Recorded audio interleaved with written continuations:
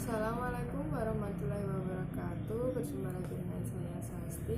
Pada kesempatan kali ini saya akan membagikan sedikit informasi mengenai obat Decadril. Decadril sirup ini adalah obat batuk untuk batuk berdahak yang dikarenakan oleh alergi. Isinya ada diphenhydramine yang untuk alergi dan juga amonium klorid yang untuk batuknya sendiri. Untuk cara minumnya, dewasa 1 atau 2 sendok takar tiap 2-3 jam, jangan lebih dari 14 takar satu hari. Dan untuk anak-anak usia 6 tahun ke atas, 1,5 sampai 1 sendok takar tiap 3 jam, jangan lebih dari 6 sendok sehari.